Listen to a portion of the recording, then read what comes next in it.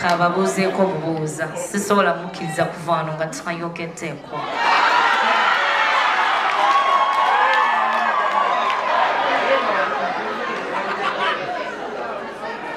Sebo ne banyabo bakubazi bannaffe mwenna twala omukisa guno okubaaniriza Mesach Semakula ze mukoddomi wange yampa akaana kano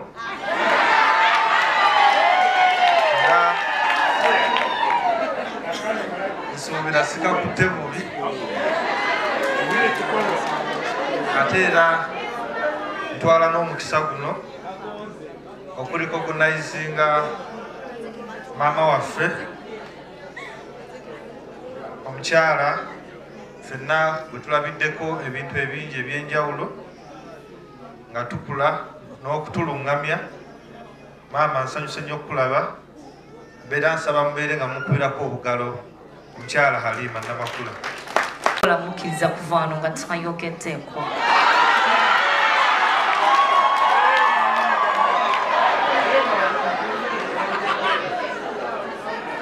Sebo ne banyabo bakubazi bannaffe mwenna. Rema Namakula jangu naawe obuze ku bantu bano. Semakula yatuleese wano ffe.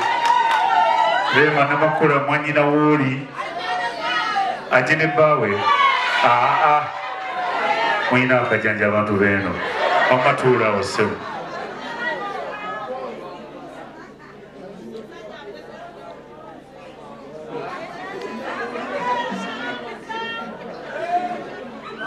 Abaami n'abakyala mbaanirizaako mwenna mwebale kujja kubeererawo baaba wange Mesach, mwebale okumulaga omukwano nga budda bwe mpulira bagamba tetuli mu nnaku, tuli mu celebrating obulamu oba mukadde. Mwenda abasinga tukisabiriramu nga tutuuseeko awo inshallah. Mbeebaza mwebale kujja, mwebale kubeerawo, era tusaba Mukama mwenna abatambuze bulungi nga muddayo. Nze nazze n'omwami wange omulungi mwami Sebonya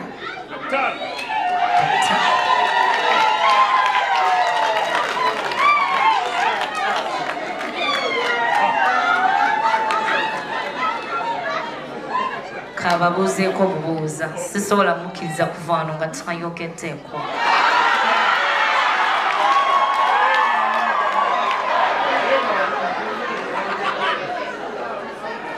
Sebo ne banyabo bakubazi bannaffe mwenna twala omukisa guno okubaaniriza ate nembebaza okwewaayo okubeera nga tukuŋŋaanira wamu nga tukubagiza ate era nga tucelebratinga obulamu bwa mukadde waffe maama waffe, ate n'okubeera nga tukungubagira wamu ne mukwano gwaffe mutabani wammwe mwanyinaffe mwanyinammwe Semakula sa. Mwebale nnyo abatuuze okubeera nga mudduukiridde omulanga guno ne mujja mu mbeera eno, ate ne ntwala n'omukisa guno okwebaza mikwano gya Mesach Semakula, ba celebrities ab'enjawulo, abantu abamatalinga, mwebale nnyo abantu bebalabirako mu bintu eby'enjawulo. Kino kye mukoze nsaba buli omu Mukama Katonda abasasulemu birungi byereere. Era ffe nga Bassebunya olwawulidde omulanga guno twabadde tetuyinza kusigalayo kubanze waneeno ndi mu biti bya njawulo. Ekisookera ddala nti omwami Mesach Semakula ze mukoddomi wange yampa akaana kano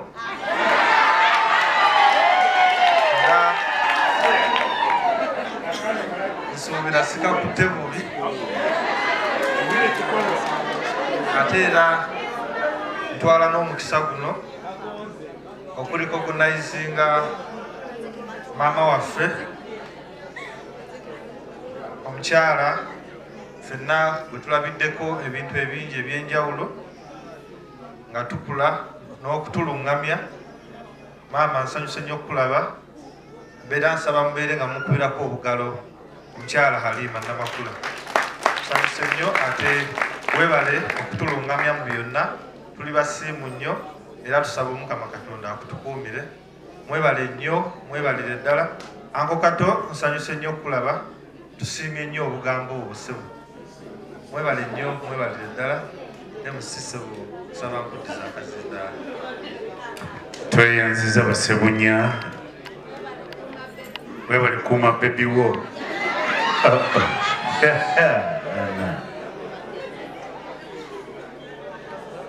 Ngamwe mbadde tujja kuziika enkya ssaawa 10 emanju wano. Tujja kera ku makya ssaawa mpaka n'abatuuze ba kuno mwenna nammwe basereepu bannaffe tusanyuse nnyo balaba ate mwebale nnyo okujja kwagala mwana wange ono Mesach Semakula. Amina. Mutuwadde nno mukwano mungi kubanga senga mbale temumwetaaga mwaye tukubye emiggawo nga tuyingira awo.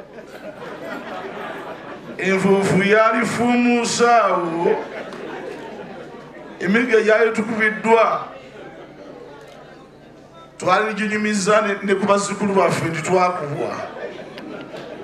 Naye olw'okuba nti Mesach Semakula mumwagala ate ne maama we mumubuzeebuza ebbanga ddene, kyekirungi nnyo. Naye n'enfaaye gwegamba yatiisizza nnyo abantu. Ekyo family yatidde nnyo, naye okufa bwe kutyo bwe kuli, buli omu alina engeri gy'agendamu, toyinza kuwalira. Ebigambo ebyo mwebale nnyo, mwebalire ddala okujja.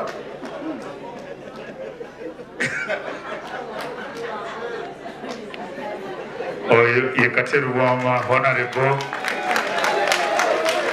yaddamu okwesimbawo tebaamuwa. Baamugamba nti totukoledde, tekulabye mu makulu.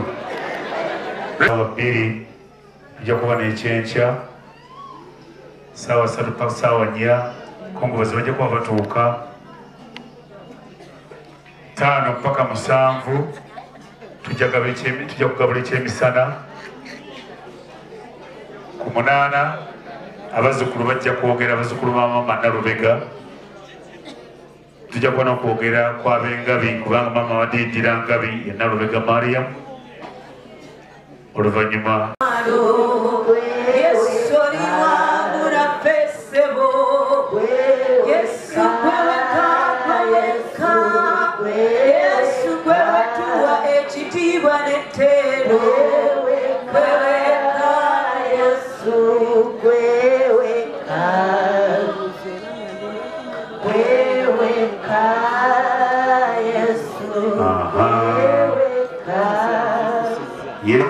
Yesu yeka maama Kinene naye atuuse. Twala omukisa guno okwaniriza ate n'embeera